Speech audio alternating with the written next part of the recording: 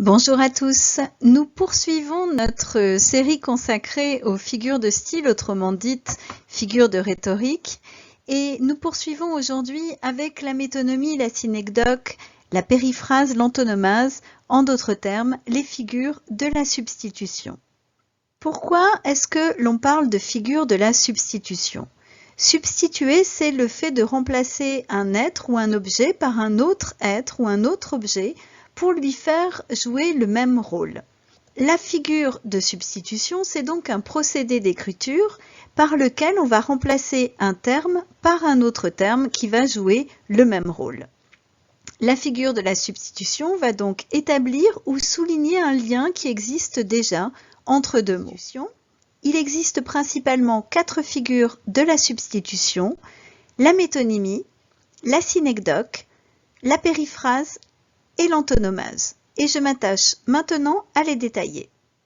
Je commence par la métonymie. Vous avez sur votre écran 3 exemples de métonymie issus du vocabulaire courant.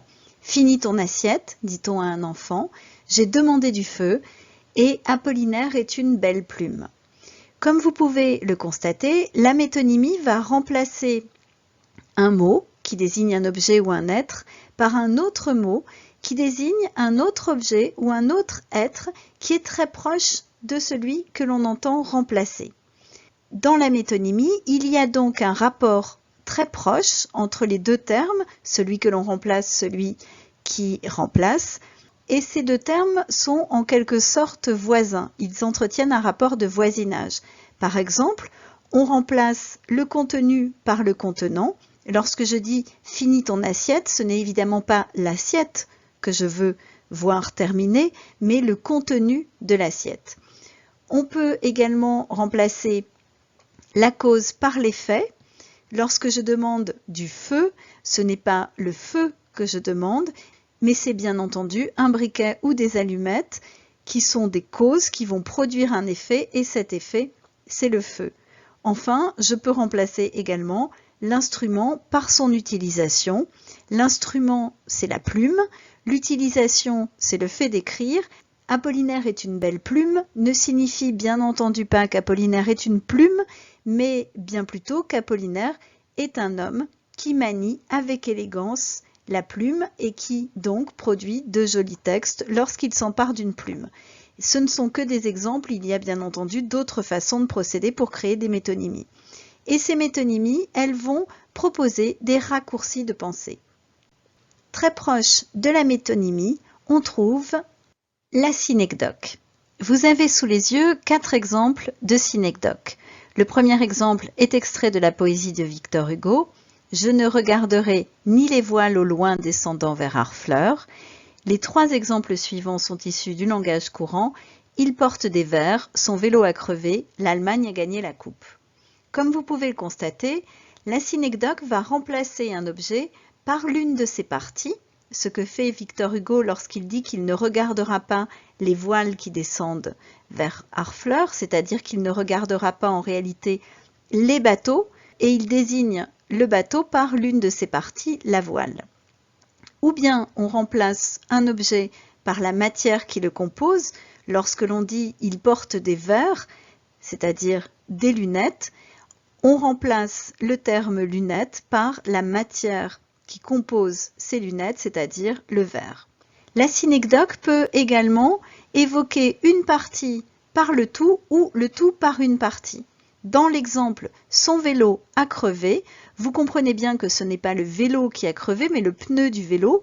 J'ai donc remplacé la partie, le pneu, par le terme générique, le tout, le vélo.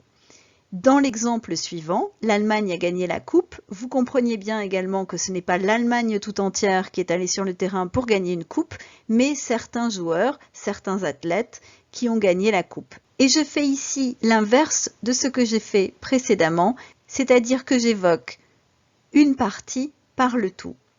La synecdoque, vous l'avez compris, c'est une sous-catégorie de la métonymie. Elle aussi, elle crée un raccourci de pensée. Je m'intéresse maintenant à la périphrase et je vous donne un certain nombre d'exemples. Les 3 premiers issus du langage courant. On parle de l'île de beauté lorsque l'on évoque la Corse. on parle de la capitale de la France pour évoquer Paris. On dit que l'on parle la langue de Molière lorsque l'on veut dire que l'on parle le français. Les deux exemples suivants sont des exemples plus littéraires. Le premier est d'Alphonse de Lamartine, qui, pour évoquer la lune, parle de l'astre au front d'argent. Le second est de Baudelaire, qui, pour évoquer l'albatros, évoque ce roi, ces rois de l'azur.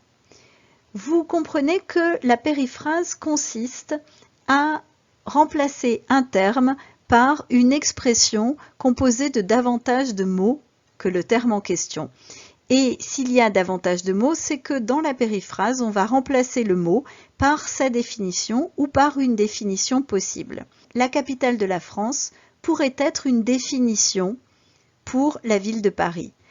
La langue de Molière n'est pas la définition du français, mais cela pourrait être une définition du français. De la même façon, ces rois de l'azur n'est pas la définition de l'albatros tel qu'on peut la trouver dans le dictionnaire, mais c'est une façon qu'a Baudelaire de définir l'oiseau en question. La périphrase, donc, elle peut provoquer un effet de surprise, mais elle permet aussi, et peut-être avant tout, de mettre en valeur une ou des caractéristiques de l'objet concerné. Lorsque je dis de la Corse qu'elle est l'île de beauté, vous voyez bien que je mets l'accent sur une caractéristique, voire deux, de la Corse. Tout d'abord le fait qu'il s'agit d'un territoire insulaire, d'une île, et ensuite que c'est un endroit que je trouve très beau.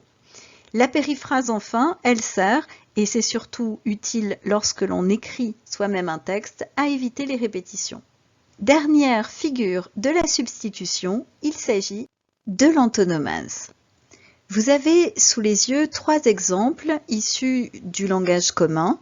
Le premier, j'ai lu un beau Duras. Le deuxième, l'un des personnages les plus connus de l'histoire de France est la Pucelle. Et le troisième, c'est un véritable Don Juan. Comme vous pouvez le voir, l'antonomase consiste à utiliser un nom propre à la place d'un nom commun.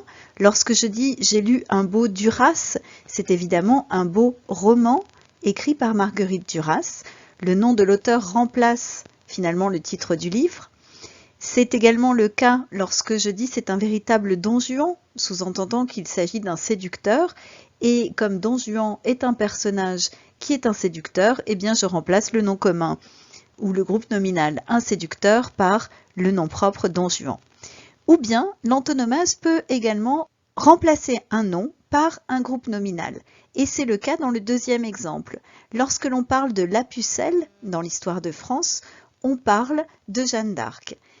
Et vous remarquez que dans ce cas précis où je remplace un nom propre par un groupe nominal ou un nom, l'antonomase ressemble à s'y tromper à une périphrase. Dans les autres cas, l'antonomase est une forme particulière de métonymie et elle aussi va jouer sur le raccourci de pensée. Que retenir de tout ce que nous venons de voir? Eh bien, l'on retient tout d'abord que les figures de la substitution vont remplacer un terme par un autre et que les deux termes, celui qui remplace et celui qui est remplacé, sont liés par un rapport logique de proximité. On retient que ces figures permettent parfois la surprise, parfois également de souligner une caractéristique particulière du terme. Et enfin, on retient qu'il existe principalement 4 figures de la substitution, la métonymie, la synecdoque, la périphrase et l'antonomase.